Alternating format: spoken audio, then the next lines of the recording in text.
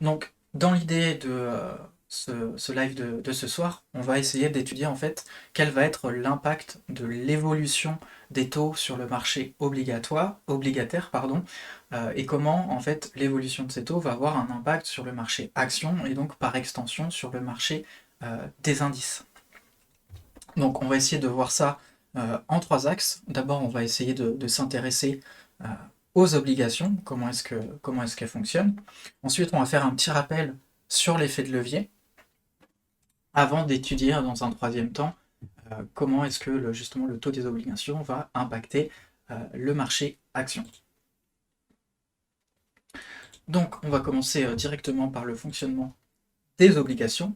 Donc là je vous ai mis un exemple schématique très simple d'une obligation. Donc une obligation, ça va fonctionner en fait comme un prêt. Si vous allez voir votre banque pour faire un prêt immobilier, en fait une obligation, ça va être la même chose. Une obligation, ça va être de la dette. Donc on va avoir plusieurs variables pour établir cette dette, cette obligation. La première variable, ça va être le facteur temps, donc la maturité, l'échéance de l'obligation. On va avoir également le taux d'intérêt, qui va correspondre à I. On va voir le prix de l'obligation, en fait ça va correspondre au principal, au montant emprunté. Et ensuite on va avoir la valeur. Donc quelle est la valeur de cette obligation? La valeur, ça va être tout simplement le taux d'intérêt plus le principal, le prix de l'obligation. D'accord? Hop, donc comment est-ce que ça va fonctionner? Donc c'est comme si on allait voir la banque et demander un prêt. Si vous allez voir votre banque et vous demandez par exemple un prêt de 1000 euros, qu'est-ce qui va se passer? Donc sur le moment, vous allez gagner plus 1000 euros. Et donc pour la banque, ça va être l'inverse, elle va perdre 1000 euros. D'accord? Ensuite, au bout de la première année, elle va vous demander en fait de payer un intérêt, un taux d'intérêt. Donc là, pour l'exemple, on va supposer que le taux d'intérêt est de 10%. Qu'est-ce qui va se passer? La banque, elle va gagner, hop, 100 euros. Et vous, qu'est-ce qui va se passer? Vous allez perdre 100 euros. D'accord? Et à la fin de la deuxième année, vu qu'elle vous a prêté 1000 euros, elle va s'attendre à ce que vous lui rendiez les 1000 euros qu'elle a empruntés. Et donc là, elle va gagner 1000 euros et vous allez devoir rembourser justement les 1000 euros que vous avez payés. Donc les obligations, ça va fonctionner de cette manière-là. Donc ensuite, à partir de là, on va pouvoir calculer en fait donc la valeur de l'obligation. Donc ça va être juste le principal avec le taux d'intérêt. Donc ici, la valeur, elle va être tout simplement de 1100 euros. Donc le montant emprunté et le taux d'intérêt que l'on a payé. D'accord?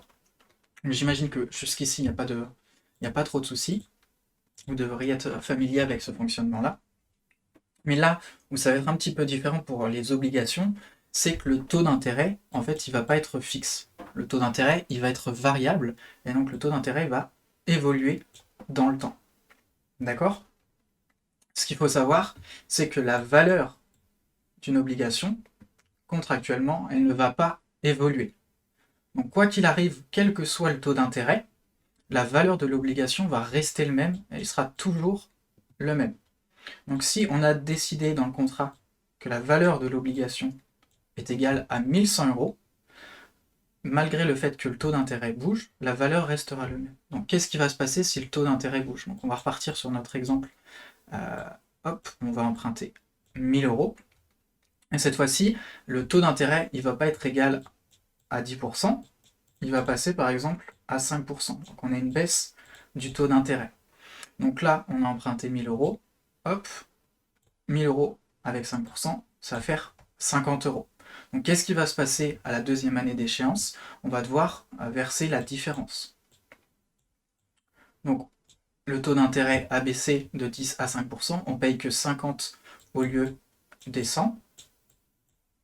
Donc ce qui va signifier qu'à la fin, on va rendre plus 50 en principal pour compenser cette baisse du taux d'intérêt.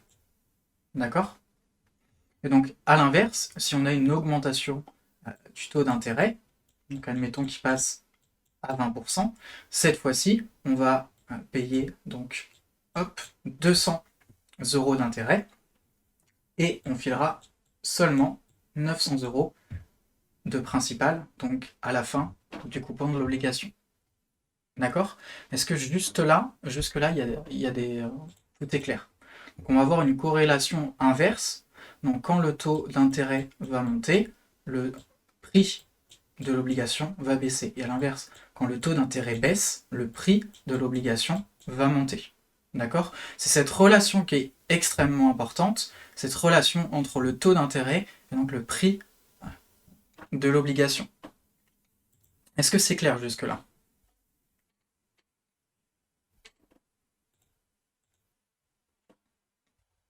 J'ai juste une question, Guillaume. On Vas-y. parle d'obligations. Pour moi, les obligations, c'est surtout les obligations d'État. Ouais, Euh, effectivement. Parce que les entreprises, et pour moi, une entreprise, ça émet une action, un État, ça émet des obligations. C'est bien Ouais. ça, ou les obligations, il y en a aussi pour les entreprises? Alors c'est une excellente question, je comptais en parler, mais en fait oui, on a tendance à associer obligation d'État et action des entreprises. En fait, il faut savoir qu'on va avoir également des obligations d'entreprise. Donc ça va être exactement la même chose, sauf que ça va être émis par l'entreprise. Donc quand une entreprise va vouloir se financer, elle va avoir besoin d'argent pour construire une nouvelle entreprise, etc., elle va avoir deux solutions. Soit elle va émettre des actions et en échange, elle va donner une part de l'entreprise, d'accord? Donc c'est le principe d'une action. Ou alors, elle va émettre une créance obligataire, et donc elle va s'endetter auprès de créanciers, et donc elle va faire des obligations. Elle va émettre des obligations. Mais dans ce cadre-là, quand elle n'émet pas d'obligation, elle ne va pas avoir à donner une part de l'entreprise. D'accord? Quand tu émets des actions, tu n'as pas de taux d'intérêt à payer, mais en échange, tu donnes une part de ton entreprise. Quand tu émets des obligations, tu as des taux d'intérêt à payer, mais tu gardes la part de ton entreprise, donc les droits de vote, et donc tu gardes la gestion de ton entreprise, la gouvernance. D'accord? Ok, merci. Pas de souci. C'est une très bonne question. Donc, normalement, si c'est clair, là, cette relation entre taux d'intérêt et principal, ce qui va nous intéresser, c'est en fait qu'est-ce qui va faire bouger le taux d'intérêt. D'accord? Puisque c'est ça, c'est la variable qui va faire fluctuer le prix. Ça va être la source des fluctuations, ça va être le taux d'intérêt. Donc, qu'est-ce qu'il exprime? À quoi il correspond? Qu'est-ce qui signifie ce taux d'intérêt? Le taux d'intérêt, ça va correspondre en fait au risque. C'est super important à comprendre. Le taux d'intérêt va exprimer le risque de prêter de l'argent. En effet, si la banque elle vous prête 1000 euros, elle n'est pas certaine de retrouver ces 1000 euros en fait. Parce que vous pouvez très bien ne pas être en capacité de lui rendre ces 1000 euros. Donc en échange du prêt de ces 1000 euros, elle va vouloir une contrepartie. Donc la contrepartie, ça va être le taux d'intérêt. Ok, je te file 1000 euros, tu me les rends dans un an, mais comme je ne suis pas sûr que tu vas me les rendre, bah d'ici là, tu vas me filer 10% pour que j'ai au moins une compensation. Et ça va être le coût en fait du risque associé au prêt. D'accord? Et donc l'idée, c'est que plus le risque de prêter est important, plus on va demander un taux d'intérêt élevé. A l'inverse, si je suis absolument certain que tu vas me rendre de l'argent, si par exemple vous prêtez de l'argent à un proche ou à votre famille, eh ben, vous avez beaucoup plus de probabilité qu'il vous le rende parce que c'est justement quelqu'un que vous connaissez très bien. Et ben, vous n'allez pas forcément lui demander un taux d'intérêt. Si c'est un ami, vous allez dire bon, t'as besoin de 1000 euros, je te file 1000 euros et puis tu me les rendras et puis pas de souci. Par contre, si c'est quelqu'un que vous ne connaissez pas, bah, vous allez avoir peur qu'il ne vous le rende pas et vous allez pouvoir demander un taux d'intérêt. Ça va être vraiment cette logique-là. D'accord? Et donc, plus c'est risqué de prêter de l'argent, plus on va demander un taux d'intérêt élevé. Donc, ce qui va faire évoluer ce taux d'intérêt, en fait, ça va être le risque associé au risque de défaut. Plus le risque de défaut augmente, plus les taux d'intérêt vont augmenter. Et à l'inverse, si le risque de défaut diminue, le taux d'intérêt va baisser. Et donc, ce qui va faire bouger le taux d'intérêt, ça va être justement les risques de défaut. Et donc ces risques qui peuvent avoir énormément d'explications possibles, nombreuses variables qui vont pouvoir rentrer en compte, surtout en fonction de à qui on prête de l'argent. On ne va pas avoir les mêmes risques pour un État que pour une entreprise, justement. Souvent, de manière générale, les pays ont des taux d'intérêt beaucoup plus faibles que les entreprises, puisque un État n'est pas censé pouvoir faire faillite et va toujours avoir la capacité de rembourser. Pourquoi? Parce que l'État a la capacité de lever de l'impôt. Donc si l'État n'a pas le budget pour rembourser euh, une, euh, une obligation, il va simplement augmenter les impôts et donc prélever l'argent sur ses citoyens pour pouvoir rembourser ses créances. Euh, donc, c'est pour ça que les pays ont des taux d'intérêt beaucoup plus faibles, mais on peut avoir des cas particuliers. Par exemple, vous avez sans doute entendu parler de la Grèce à cause de ça. La Grèce était au bord de la faillite, donc les taux d'intérêt sur les obligations grecques ont bondi énormément parce qu'ils pensaient qu'ils n'allaient pas être capables de rembourser. Donc c'est les États européens qui ont dû aider la Grèce à rembourser leurs taux d'intérêt et installer en contrepartie des politiques euh, d'austérité pour arriver justement à payer ce qu'il devait à ses créanciers. D'accord?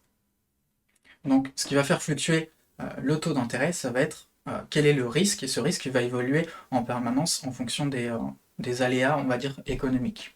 D'accord? Donc, comment est-ce qu'on va, en fait, euh, savoir quel est le risque? Parce que c'est toujours assez difficile de définir quel est le risque, quelles sont les probabilités que cette personne ne me rembourse pas. Il y a des entreprises qui sont spécialisées pour essayer de savoir quels sont les risques de défaut. Ces entreprises, ça va être les agences de notation. Normalement, vous avez entendu parler d'elles. Il s'agit de Moody's, S&P et Fitch. Donc, c'est les entreprises qui sont des agences de notation. Et le but de ces entreprises-là, ça va être justement d'essayer de savoir quel est le risque de défaut des acteurs. Donc, quand une entreprise ou un État veut émettre des obligations, ils vont voir ces agences de notation, ils vont dire voici nos bilans, jetez un œil dessus et dites-nous si on veut on veut soulever tant de dettes, euh, que pensez-vous quelles vont être nos capacités à pouvoir la rembourser, quelle va être la note que vous allez nous donner. Et en fonction de la note des agences de notation, ça va définir le taux d'intérêt, hop, le petit i, le taux d'intérêt donc des obligations qu'ils vont émettre. D'accord? Et donc c'est comme ça que on va voir. Donc ça c'est le tableau récapitulatif de ces agences de notation. En fonction de la note qu'ils donnent, plus la note donc ici elle est haute, plus donc le risque de défaut est faible, et à l'inverse, plus la note est faible, plus le risque de défaut est important. Donc on va voir justement ici, hop, c'est un point important, une délimitation. Au-dessus, donc si les notes sont supérieures à cette ligne, on va considérer que c'est des obligations d'investissement. Donc ça veut dire que c'est des obligations qui sont sûres. Donc il y a un risque de défaut extrêmement faible. En dessous de cette ligne, on va considérer que le risque est important, donc ça va être affilié à de la spéculation. On n'est pas sûr d'être remboursé, donc on va demander un taux d'intérêt élevé, et donc on va considérer que c'est de la spéculation. Pourquoi cette ligne elle est extrêmement importante? Parce que certains institutionnels, certains professionnels de la finance ont interdiction de trader, d'émettre enfin pas d'émettre des obligations, mais d'investir sur des obligations, donc de prêter de l'argent si la note est inférieure à cette limite. Ça va être important parce qu'on va avoir justement des variations des notes des agences de notation. Donc si par exemple on est une entreprise, un fonds d'investissement et qu'on a par exemple investi sur, je vais tout enlever, hop, sur des obligations triple B- et que il s'avère que l'entreprise, la santé de l'entreprise sur laquelle on a investi baisse, donc la note va baisser, eh bien on va avoir l'interdiction de garder dans ses comptes les obligations de cette entreprise. Donc c'est-à-dire qu'on va devoir vendre cette dette puisque on a enfin, c'est juste interdit par la législation de détenir des investissements dits spéculatifs. Donc on reviendra là-dessus un peu plus tard. Est-ce que pour le moment, c'est clair?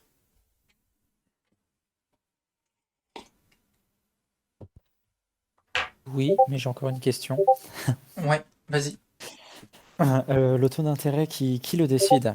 Je comprends bien, admettons, je suis un État, hein, la France, j'ai Oui, besoin de 60 milliards, donc oui, je vais demander à une agence de notation de me donner une note, bon, bah, hmm, c'est triple A, oui. et donc je vais avoir un taux d'intérêt bas, mais qui va décider le taux d'intérêt? Il va être C'est les marchés. différent entre... Et il sera C'est le même pour tout le en- monde? non, c'est pas fixe, ça va être variable. Donc la première explication, ça va être justement la note. Plus la note est haute, plus le taux d'intérêt sera bas. Mais ensuite, c'est les marchés. Par les marchés, j'entends ceux qui vont justement prêter de l'argent à l'État français. Donc, ça va dépendre en partie de la note, mais également des gens qui vont... imaginons par exemple, les États-Unis ont un triple A, la France a un triple A, les États-Unis auront un taux d'intérêt plus faible que la France. Pourquoi? Parce que au-delà de la note, les États-Unis, c'est censé être la première puissance économique mondiale et elles sont, on va dire, dans l'esprit des investisseurs, beaucoup plus safe. Ils ont de plus grandes populations, ils ont un beaucoup plus gros budget, etc. D'accord? Donc au-delà de la note, il va y avoir également l'interprétation de ceux qui vont prêter de l'argent sur les capacités de remboursement. D'accord? Et donc Mais ce que ensuite, je veux... ce taux d'intérêt il va fluctuer sur les marchés en fonction également de comment est-ce qu'on va pouvoir revendre ensuite les obligations sur les marchés. D'accord? Donc, D'accord. par exemple, en fait, si je vais reprendre, tu vas un peu mieux comprendre, tu as ton prêt auprès de la banque. D'accord? C'est auprès de ta banque que tu as émis le prêt. Et si ta banque, en fait, elle n'a pas envie d'avoir ton prêt, elle va pouvoir, en fait, vendre ton obligation à quelqu'un d'autre. Vendre ton prêt à quelqu'un d'autre. D'accord? Et donc, elle va juste transférer l'argent, donc la dette, à une autre banque, par exemple. Ok? Donc, au lieu de rembourser la banque A, tu vas rembourser en fait la banque B. Et donc, en fonction de ces échanges de dettes, ça va influencer également les taux d'intérêt. Si par exemple tout le monde est en train de vendre ta dette, si plus personne ne veut détenir ta dette, ça veut dire que plus personne n'a confiance dans ta capacité à rembourser la dette.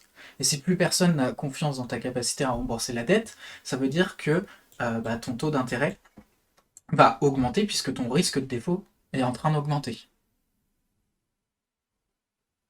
Ça, c'est clair. J'ai juste une autre petite question. Par exemple, on prend la France, elle a un taux d'intérêt bas, mais est-ce que quand la Chine prête à la France, par exemple, ou si une entreprise prête à la France, elles ont le même taux d'intérêt? Est-ce que est-ce qu'une obligation française a le même taux d'intérêt pour n'importe qui prête de l'argent? Ça veut dire que si moi j'achète une obligation, j'ai un taux d'intérêt, mais si une entreprise achète une obligation, est-ce qu'elle a le même taux d'intérêt que moi? Alors ça va Je être sais un pas si petit ma peu... question est claire. parce qu'en fait, ouais, non, ta question est très claire, mais là on rentre dans... Je voulais rester sur un truc simple si tu penses. Ah ouais, bah, Mais on un n'est truc pas obligé hyper de complexe. détailler. Non, non, mais je vais pas rentrer dans le détail, mais je vais te répondre malgré tout. En fait, il va y avoir également des intérêts géopolitiques derrière, dans le sens où, ok, on accepte de te financer, puisque c'est ça, la Chine, elle va dire par exemple, bah, j'accepte de te financer la France, mais en échange, je vais attendre des contreparties politiques, des contreparties diplomatiques, d'accord? Donc, il va pas y avoir que les taux d'intérêt à prendre en considération, il va également y avoir des taux d'intérêt. C'est par exemple, ok, on te prête, mais on veut ce contrat, par exemple, sur le ferroviaire. Donc, au lieu que, par exemple, tu vendes ton contrat aux États-Unis, bah, tu vas nous le vendre à nous, les Chinois. Et en échange, on va te financer à un taux intéressant. Ok, C'est pour ça où là, avec les États, on rentre un peu plus dans la complexité, puisqu'il y a tous ces intérêts-là en commun. ok. Ok? Yes, merci. Est-ce que pour cette partie-là sur les notes, donc pour définir quel va être le taux d'intérêt, c'est clair ou pas? Ok, parfait. Donc là, je vous ai expliqué donc, les bases de comment fonctionnent les obligations. Donc on va avoir une relation inverse entre le taux d'intérêt et donc le prix de l'obligation. Et donc ce qui va être intéressant, c'est de retenir ça à l'idée pour la prochaine partie. On va faire un petit rappel en fait sur l'effet de levier. Donc, on va reprendre les bases sur l'effet de levier. L'effet de levier, ça se calcule assez simplement. On va prendre l'exposition. Hop. Donc l'exposition au marché, donc c'est combien en fait on va avoir d'investis sur les marchés financiers. Donc dans l'exemple, on va considérer une exposition de 10 000 euros. Par exemple, on va considérer qu'on a acheté pour 10 000 euros d'actions. D'accord? Donc une fois qu'on a notre exposition au marché, on va le rapporter, donc le diviser par notre capital de trading. Et donc si on a un capital de trading de seulement 1000 euros, on va être en levier de 10. Ça signifie qu'avec 1000 euros, on a réussi à investir 10 000 euros. Donc on va avoir 1000 euros d'investis de notre poche et on va avoir 9 000 euros restants qui va être prêté par le broker. D'accord? À l'inverse, quand on a autant de capital que d'exposition, on va considérer qu'on est en levier de 1. Donc en somme, on ne va pas utiliser de levier. Et à l'inverse, si notre exposition est inférieure à notre capital, on va considérer que l'on est en sous-levier. Qu'est-ce que ça signifie, cette histoire de levier? Ça signifie tout simplement qu'en levier 10, si le cours augmente de 1%, nous, notre capital, il va augmenter de 10%, puisqu'on va multiplier le levier par la performance. Et à l'inverse, si la performance est négative, on va avoir une perte de 1%, cette fois-ci, on va perdre moins 10%. L'effet de levier, c'est tout simplement un multiplicateur de performance, qu'elle soit positive ou négative. Donc, normalement, c'est quelque chose qu'on a déjà vu, ça devrait être clair, donc on ne va pas forcément s'attarder dessus. Hop, et on va passer à la deuxième partie de l'effet de levier. Donc on va toujours considérer qu'on est dans une exposition donc de 10 000 euros. On va également considérer qu'en fait on va être en levier, on va considérer qu'on est en fait une banque d'investissement. Donc les banques d'investissement vont être en permanence, vont utiliser en permanence du levier. Elles vont essayer d'optimiser un maximum leur performance parce qu'elles sont là pour faire énormément d'argent. Donc elles vont pas être en sous-levier ou ne pas utiliser de levier, elles vont en permanence utiliser du levier, être aux limites, au maximum pour optimiser au maximum les performances. D'accord? Donc admettons qu'elles vont utiliser donc un levier qui va être égal à 2 et qu'elles vont avoir 5 000 euros de capital. Donc quand on trade, nous, globalement, on va trader avec le même capital. Donc le levier que l'on va utiliser, il va être plus ou moins fixe. Ce qu'il faut comprendre, c'est que les banques, leur levier va évoluer en permanence, puisque leur capital va fluctuer énormément. Donc on peut avoir un capital de 5 000 euros et par exemple le jour d'après, on va être sur un capital de seulement 2 500 euros. Pourquoi est-ce qu'on va avoir ces variations de capital qui vont donc avoir une influence sur l'effet de levier des banques? C'est là où c'est un petit peu subtil et on va revenir sur les obligations. C'est qu'en fait, une obligation, elle va avoir un taux d'intérêt. Et ce taux d'intérêt, ça va être également de la rémunération. D'accord? Ça va permettre de gagner de l'argent. Quand nous, on a investi chez notre broker, on va avoir un capital fixe, et ce capital, il va être libellé en euros, en dollars, etc. Le souci, quand on va avoir son capital qui va être immobilisé dans une devise, c'est qu'il va être sujet à l'inflation. D'accord? Donc si on a 1000 euros sur notre capital, par exemple, et qu'il y a un taux d'inflation de 5%, ça signifie que la valeur nominale à la fin de l'année restera 1000 euros, mais en soi, on aura perdu 50 euros en valeur réelle. Pourquoi? Parce que notre capital va justement diminuer du montant de l'inflation. D'accord? Donc, pour les banques, elles sont tout le temps en train d'essayer d'optimiser un maximum leur argent, et donc ils ne peuvent pas se permettre d'avoir de l'argent libellé en dollars ou en euros. Donc comment elles vont faire? Elles vont tout simplement transformer le montant qu'elles ont en dollars ou en euros sous forme d'obligations. Pourquoi? Parce que les obligations, comme on l'a vu plus tôt, vont avoir un taux d'intérêt. Et ce taux d'intérêt va venir compenser l'inflation. D'accord? Est-ce que jusque-là, c'est clair? Parce que ça, c'est vraiment important à comprendre.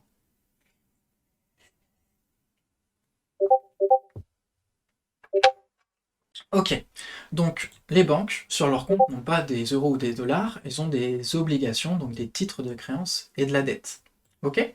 Ça, c'est pour éviter de se faire ronger leurs capitaux par l'inflation. Donc, plutôt, j'avais parlé de capital fluctuant. Donc, nous, on va avoir un montant libellé en euros. Eux, ils vont avoir un montant qui va équivaloir à de la dette, à des obligations. Pourquoi ce capital, d'après vous, va être fluctuant? Est-ce que quelqu'un a compris la logique ou pas, avant que je l'explique? Pourquoi le capital des banques va évoluer?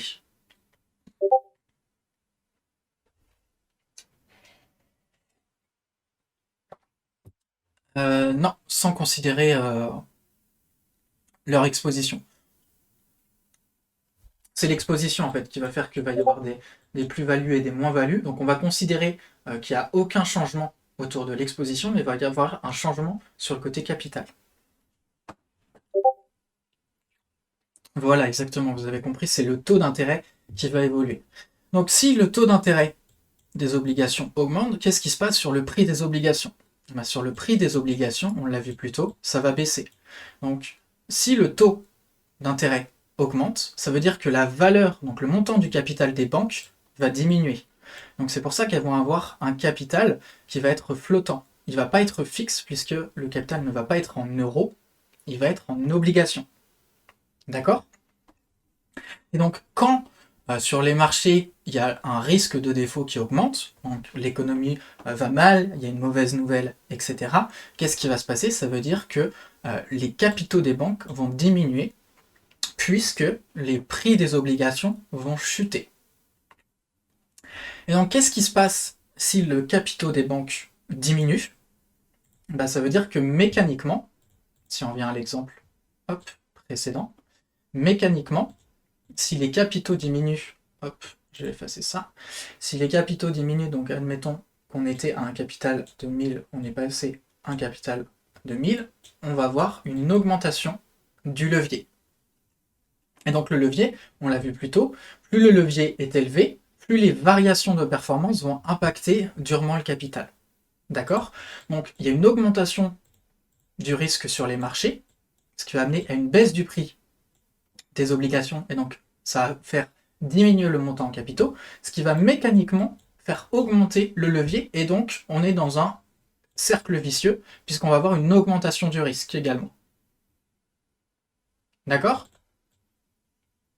Donc, on a vu que si on a une augmentation du risque sur les marchés, on va avoir une augmentation des taux d'intérêt qui va faire diminuer le prix des obligations et donc qui va faire augmenter l'effet de levier. D'accord? Donc, qu'est-ce qui va se passer pour les banques? Comme on l'a vu en fait un petit peu plus tôt sur les... hop, on va revenir encore là-dessus. Qu'est-ce qui va se passer? Donc, s'il y a une augmentation du risque, on va avoir une augmentation des effets de levier, mais on va également avoir un déclassement des obligations. Donc toutes les obligations qui étaient encore considérées comme des obligations qualitatives ont pu passer justement sur des obligations qui étaient de mauvaise qualité. Et donc, de manière législative, les banques n'ont pas le droit d'avoir dans leur bilan ce type d'obligations. Donc elles vont devoir les vendre.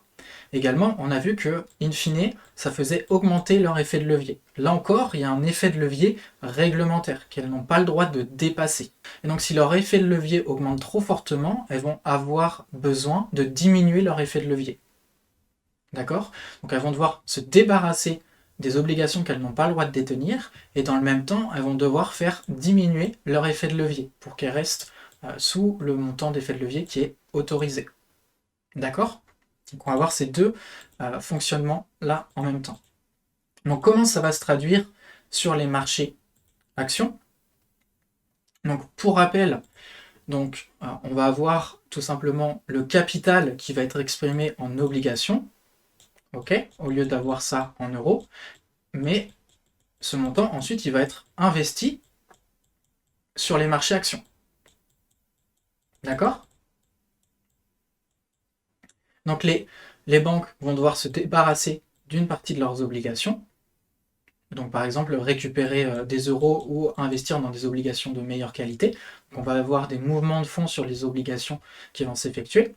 Mais elles vont également, vu qu'il y a un effet sur l'effet de levier il va devenir trop important, elles vont devoir diminuer cet effet de levier. Et donc pour diminuer l'effet de levier, ce qu'il faut faire, c'est diminuer l'exposition sur le marché action. D'accord? Et c'est comme ça qu'on va avoir un impact des taux des obligations qui vont avoir des répercussions sur le marché action. Donc grosso modo, elles vont devoir diminuer leur exposition, et donc généralement, elles vont devoir vendre les actions qu'elles avaient en portefeuille. D'accord? Donc là, ce que je vous ai mis, c'est un graphique du Dow Jones donc, en journalier, et je vous ai affiché en bas l'ATR. L'ATR, c'est l'Average True Range. Donc je ne vais pas faire un détail de cet indicateur, ce qu'il faut retenir, c'est que ça va être un indicateur de volatilité. Et donc ces pics-là qui vont s'exprimer sur l'indicateur, ça va exprimer des pics de volatilité, donc une augmentation de la volatilité. Qu'est-ce que la volatilité? Donc la volatilité, c'est une autre expression du risque, d'accord? Plus il y a de risques, plus les prix sont volatiles. Et donc ça signifie qu'il va y avoir plus d'amplitude dans les mouvements du marché, d'accord? Donc c'est un peu en fait cette idée de momentum.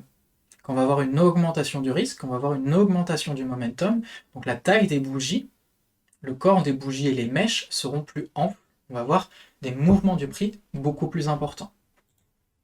Donc on va pouvoir le voir, ici on avait des très faibles mouvements du prix, on a une augmentation de la volatilité, avec justement, si on compare la taille des corps des bougies, on peut voir qu'elles sont bien plus importantes. Donc à chaque fois qu'il y a une augmentation de la taille des bougies, c'est une augmentation de la volatilité, donc ça va se refléter sur l'indicateur par des pics justement de volatilité. D'accord? Est-ce que ça c'est clair ou pas?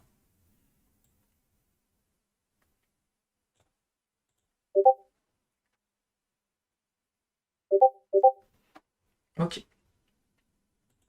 Donc là je vous ai mis un graphique des taux des obligations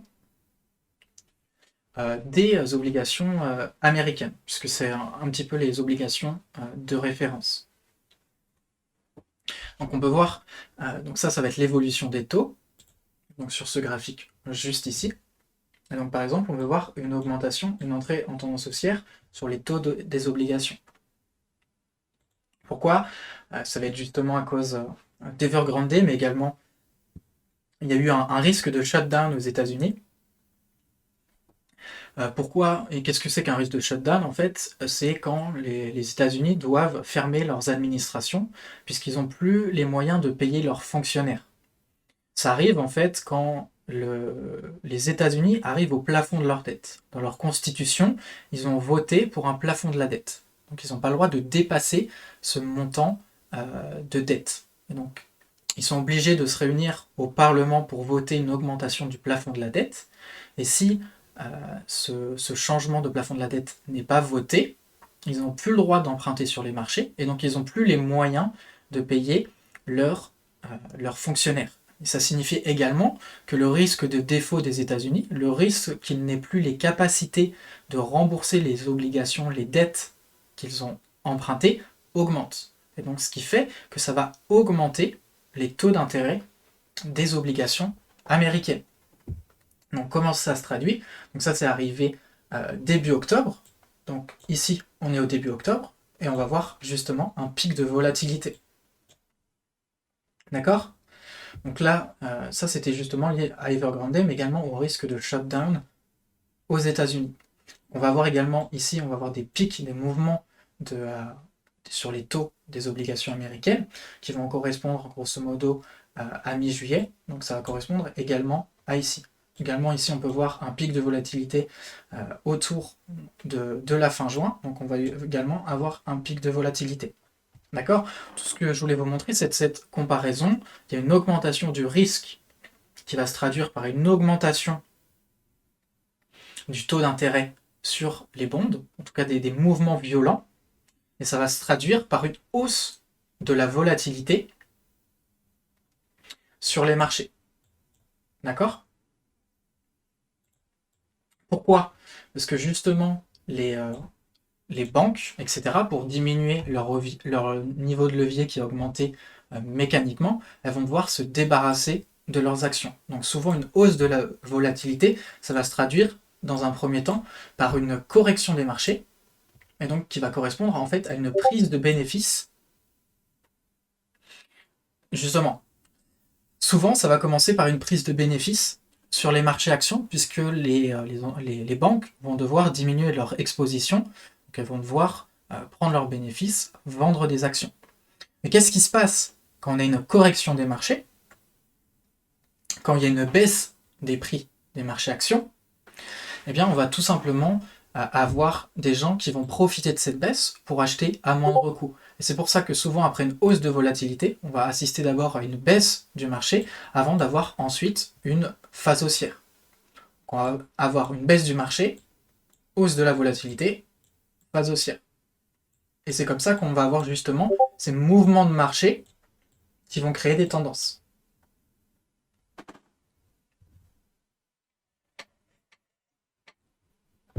C'est ça. Si le taux des obligations augmente, elles vont devoir... ça va augmenter mécaniquement leur effet de levier. Si l'effet de levier est trop important, elles vont devoir réduire leur exposition. Et donc en réduisant leur exposition, ça va se traduire par la vente des actions. D'accord? Mais une fois que la vente des actions s'est passée, il y a certains autres banques qui avaient peut-être mieux géré leurs risques ou qui n'étaient pas encore au maximum de leur effet de levier, qui vont profiter de cette baisse pour racheter. D'accord?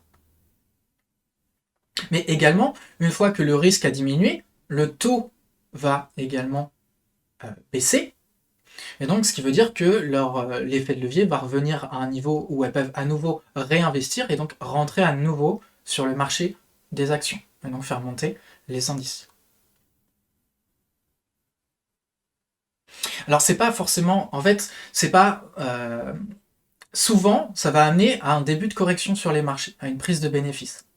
Mais c'est pas toujours le cas. D'accord? On peut avoir une augmentation de la volatilité, tout simplement.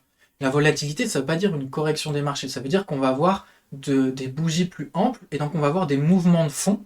Ces mouvements de fond, c'est juste des banques qui vont commencer à vendre par exemple des actions, et d'autres qui vont profiter, qui vendent des actions pour pouvoir les acheter. Donc il va y avoir un transfert de main en fait. Ça va passer par exemple d'une banque A à une banque B. Donc on va avoir de la volatilité comme ça. D'accord? Et une fois que la crise, souvent c'est des crises conjoncturelles, c'est hausse des taux, ça ne va pas durer tout le temps, et bien dès que cette crise est passée, donc on va avoir un petit pic sur les taux, et ensuite on va avoir une baisse. Donc le levier va redevenir normal, et elles vont pouvoir revenir, donc ce qui amène justement à des phases haussières. Donc si je vous l'explique un peu plus, on va prendre un exemple. On va avoir un pic de volatilité ici, sur les taux des obligations, donc on va avoir une hausse liée à une hausse du risque. D'accord? Donc, qu'est-ce qui va se passer? Il y a certaines banques qui vont vendre leurs actions. Ok? Il y a certaines autres banques qui avaient mieux géré leur risque qui vont se dire bah super, c'est moins cher, je vais acheter. Et ensuite, on va avoir une baisse du taux. Qu'est-ce qui va se passer? Les banques qui devaient vendre ici n'ont plus besoin de vendre, elles vont pouvoir revenir sur le marché. Et donc, ce qui va amener ensuite à une phase haussière. D'accord? Mais celles qui ont acheté les actions de la banque A n'ont pas forcément vendu directement, elles ont pu garder ces actions. Donc ce qui fait qu'on va voir ensuite, elles vont revenir, et donc vu qu'il y a moins d'actions disponibles, vu qu'elles ont été transférées à la banque B, elles vont devoir les acheter un peu plus cher, vu qu'il n'y a pas forcément de gens qui vont revendre à nouveau leurs actions. Donc elles vont devoir mécaniquement faire monter les prix. D'accord? Est-ce que c'est clair ça ou pas? Il n'y a pas forcément une corrélation parfaite entre l'évolution des taux et le marché action. Là, je vous explique simplement une variable d'explication de ce qui fait bouger les marchés. D'accord? Si tu vois, les corrélations étaient parfaites tout le temps, ce serait pas intéressant les marchés. Et les marchés sont tellement complexes, il y a tellement de variables différentes qui vont expliquer l'évolution du cours que ce serait trop simple de dire bah il y a ça qui monte, ça veut dire que ça va vendre. D'accord? Ça va être plutôt des tendances sur le long terme, ça va pas être des corrélations parfaites, mais ça va être des corrélations suffisamment importantes pour les connaître et les prendre en considération. Là, je parle plutôt des obligations d'État. Là, c'est les obligations d'État dont je parle, celles qui sont un peu plus importantes. Au début, j'ai fait un exemple généraliste sur comment fonctionnent les obligations. Donc, ça fonctionne pour les obligations d'État et pour les obligations d'entreprise. Là, on étudie plutôt comment les obligations d'État vont avoir un impact sur les marchés. Et donc, si je parle notamment des obligations US, c'est parce que c'est la référence. C'est vrai que j'ai oublié d'aborder ce point, c'est un point important, je ne savais pas s'il fallait l'aborder parce que ça rentre encore dans un degré de complexité supérieure. Donc on avait vu que les capitaux des banques, c'était pas de l'argent, donc c'était pas des montants libellés en euros, mais c'était plutôt des obligations. D'accord? Et donc, quel est le danger quand on investit son capital ailleurs qu'en euros? C'est quoi l'intérêt d'avoir de l'argent en devise, en fiat? L'intérêt, c'est sa liquidité. Si tu as 1000 euros sur ton compte, bah, cet argent, tu peux l'utiliser directement. C'est liquide. D'accord? Donc si tu as besoin de cet argent-là tout de suite maintenant, tu peux l'avoir et tu peux l'utiliser. Si le capital que tu as à la base en euros, tu le transformes dans un autre actif, il faut à tout prix que ce soit liquide. C'est-à-dire que tu puisses transférer l'actif que tu as acheté en euros rapidement. D'autant plus pour les banques. S'il y a des mondes qui disent bah ok, j'ai déposé tant à la banque, mais je veux que tu me rendes mon argent, eh ben il faut que tu lui rendes dans la journée l'argent. D'accord? Tu vas pas lui dire ouais tranquille dans 6 mois. Non, parce que sinon il n'y a plus personne qui vient dans ta banque. Donc il faut que tu sois capable, donc le capital, de le rendre rapidement au client. D'accord? Donc il faut que le montant de capitaux que tu investisses et que tu veux transformer pour éviter de perdre de l'argent sur l'inflation, il faut que ce soit sur un actif liquide. Donc les actifs liquides, ça va être des actifs qui vont avoir énormément de profondeur. On parle de profondeur. Ça veut dire qu'il va y avoir tellement d'argent sur cet actif-là que si tu veux rentrer et sortir, il n'y aura aucun souci. La liquidité, c'est un concept important. Hop, c'est un dé. C'est un concept qui va parler à la fois de la vélocité, donc de la vitesse à laquelle tu peux passer de l'euro à l'actif en question. D'accord? Mais également qui prend en compte le fait que tu vas pas faire bouger les marchés. Et donc ça va être la profondeur. Donc il faut que l'argent que tu investisses, tu puisses rapidement passer de l'un à l'autre, et qu'en même temps, quand tu passes de l'un à l'autre, ça n'ait aucun impact ou un impact minime sur les cours. D'accord? Et donc, il faut que tu te tournes vers des actifs qui soient le plus liquides possible. Et les actifs les plus liquides possibles, ça va être les obligations d'État, parce que quand tu vas également prêter de l'argent à un État, tu vas pas lui prêter 10 balles. Ça va emprunter, ça va parler de milliards, de centaines de milliards, voire de milliers de milliards. D'accord? Donc si tu dois transformer des millions ou des milliards, ça va avoir aucun impact. D'accord? Par contre, si tu veux, par exemple, on va prendre un autre exemple, c'est le Bitcoin, qui n'est pas un actif liquide, va sortir en 10 minutes plusieurs milliards du Bitcoin, et tu vas voir qu'il va tirer la gueule. Ça va se casser la gueule, il va y avoir énormément de volatilité. D'accord? Parce qu'il n'y a aucune profondeur dans les marchés des crypto-monnaies, comparativement au marché des obligations. Voilà. Donc, les bitcoins, ça va pas être un actif liquide, c'est-à-dire que si tu rentres et que tu sors du bitcoin, donc tu transformes tes euros en bitcoin, et ensuite du bitcoin à l'euro, tu vas totalement chambouler le marché, si tu as investi des milliards.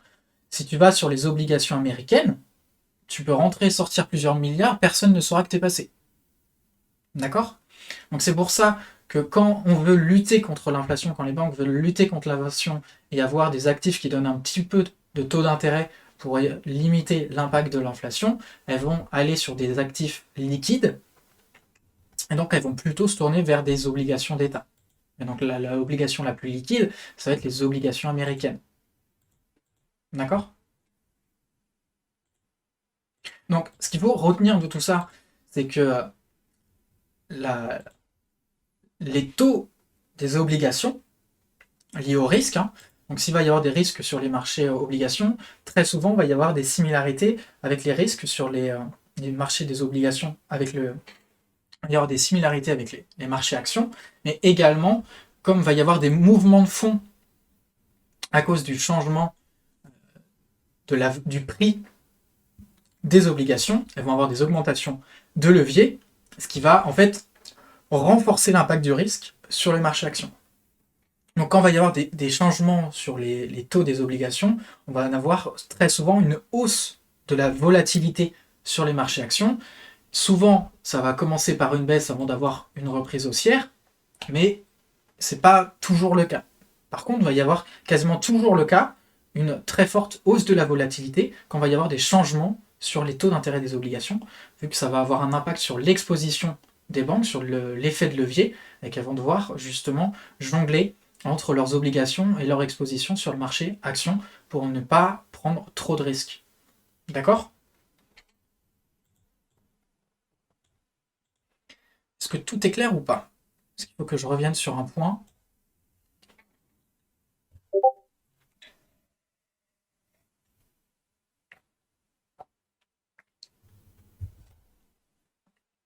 Alors, non, c'est une question intéressante. Alors, la valeur d'une obligation, elle n'est pas censée, elle est pas censée bouger. Comme on l'a vu plus tôt, ça va être le prix qui va bouger. Donc, la valeur est immuable. Donc, ta question, c'est est-ce que donc le prix d'une obligation, c'est uniquement le taux d'intérêt et le risque qui va le faire évoluer, mais également l'offre et la demande. Donc, ça, c'est une question très intéressante. Elle est très compliquée à répondre. Oui, il va y avoir une influence de l'offre et la demande, puisque, et ça va en fait dépendre du contexte du marché. Ok? Donc là, on va encore rentrer dans compliqué, tant pis. C'est pas grave, en vrai, ta question, elle est intéressante.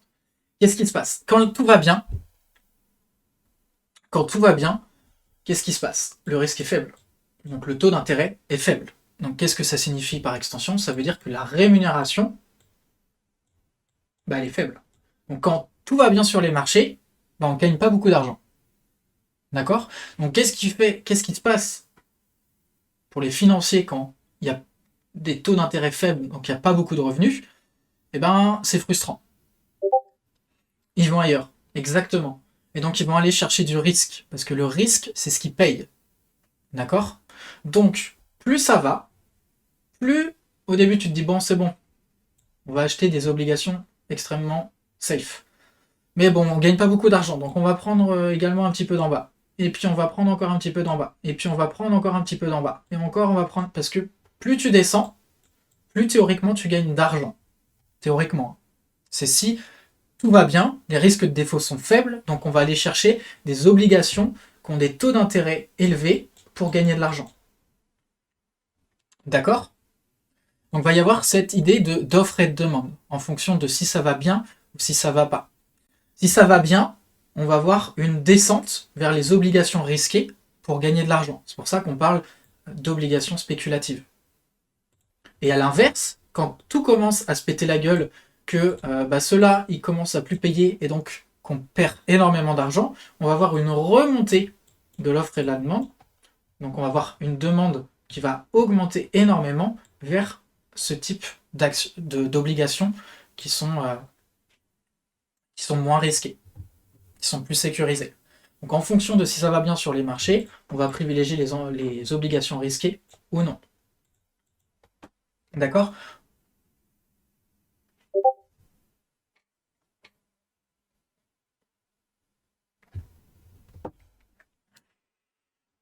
Est-ce que vous avez des questions?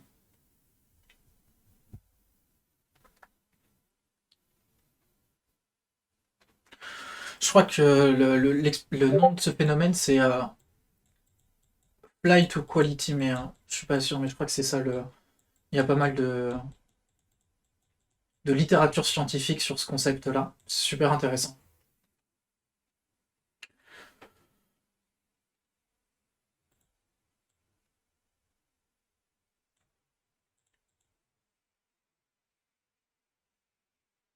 Ouais, alors ta question elle est très intéressante.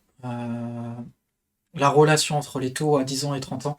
Mais là, ça risque de rentrer trop dans. Ça risque d'être trop technique.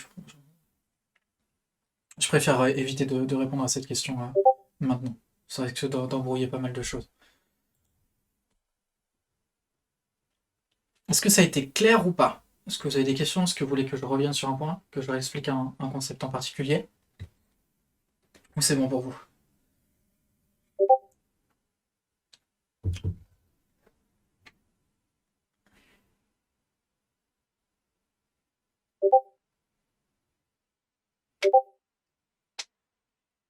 Ouais, effectivement, c'est un peu. C'est pas évident. Surtout que j'ai vraiment filtré énormément les informations pour garder la ligne rouge et que ça parte pas trop en cacahuète et trop dans la complexité. Je crois qu'on est à double A. Euh, ça avait fait un scandale justement il y a plusieurs années. On était passé d'un triple A à un double A en fonction des. On avait perdu un A. Donc tu dois avoir pas mal de. Je crois qu'on est toujours autour de cette note-là. Peut-être que c'est encore.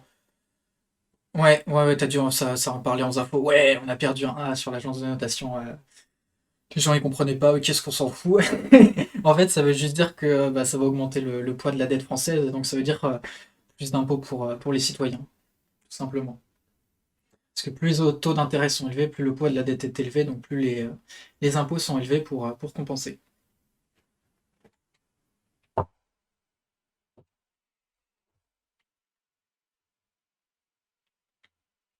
Donc si c'était clair, a priori vous n'avez pas d'autres questions, on va pouvoir arrêter là.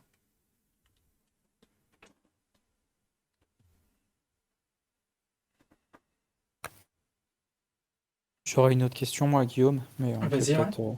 on peut peut-être couper, c'est comme tu veux. Non, non, vas-y. Euh, Forcément les mêmes notes, les agences de notation? Parce que je me souviens, effectivement, on avait perdu un A, mais si Moody's dit que nous, on a deux A, mais que S&P et Fitch dit qu'on a un triple A, le intérêt, il va pas forcément bouger. Dans la Non, tête des effectivement. investisseurs, la note de Moody's, elle est pas bonne. Ouais. C'est pas Moody's qui fixe le taux d'intérêt. Il donne une note. Ensuite, le Non, taux non, d'intérêt, c'est le effectivement, en marché. fait, souvent, quand c'est souvent pour les agences d'État, ils vont demander aux trois agences de noter et tu vas prendre une moyenne des trois notes. D'accord? Mais après, il y a des entreprises qui vont aller voir qu'une seule agence de notation parce que en échange de la note, tu dois les payer. D'accord? Donc, moins tu as d'argent, moins tu vas aller voir des agences de notation. C'est pas les seuls d'ailleurs. Ça, c'est les plus connus, mais il y en a d'autres. D'accord? Mais elles ont un monopole, je crois que c'est 95% des notations, ça vient de ces trois-là. D'accord? Donc ça pose énormément de problèmes d'avoir ce monopole sur ces agences de notation. Pourquoi? Parce que pour les subprimes, en fait, les gens savaient que c'était ça. D'accord? C'était des trucs complètement pourris, personne n'en voulait. Elles sont allées voir les agences de notation et elles leur ont fait OK, ça vaut triple C, c'est de la merde, on est tous d'accord là-dessus, vous le voyez, mais vous allez nous filer triple A. Pourquoi? Parce que si vous ne nous filez pas triple A, eh ben moi j'irai voir S&P et je lui demanderai triple A. Et donc vous allez perdre tout l'argent que je vais vous verser pour me donner la note. Donc il y a énormément de conflits d'intérêts sur les notes des agences de notation. D'accord? Donc c'est pas forcément fiable les notes qu'elles vont donner parce que justement il y a des gens qui vont les corrompre hein, tout simplement pour avoir les notes qu'ils veulent. Parce que plus on a une bonne note, moins on paye de taux d'intérêt. D'accord? Donc moins ça revient cher d'emprunter de l'argent. Là on commence à entrer dans les dérives de la finance. Donc c'est pour ça que c'est plus compliqué que simplement une note, tu vois. Oui, oui, oui, oui, oui. Mais tu peux voir, il y a une page Wikipédia sur tous les scandales des agences de notation, ça fait peur. Ouais, ouais, il y a beaucoup de problèmes avec ce système-là. Mais on pourra faire, si vous voulez, si ça vous intéresse, un live sur les problèmes liés aux dérives de la finance, surtout les coûts dégueulasses qui peuvent se passer. Ça pourrait être intéressant. Faudra peut-être que j'en fasse une vidéo YouTube. Je pense que ça buzzerait ça. Oui, oui. Après, pour les expliquer, ce sera un peu plus technique. Il faudrait que tu sortes ton petit PPT. Alors, je vais vous expliquer. Bougez pas. Bon, non, mais avant le dessert. Non, mais ça mettrait une bonne ambiance. Ça évitera de parler de mémoire. Bon, moi je voulais. On va stopper là, alors si a priori vous avez plus de questions.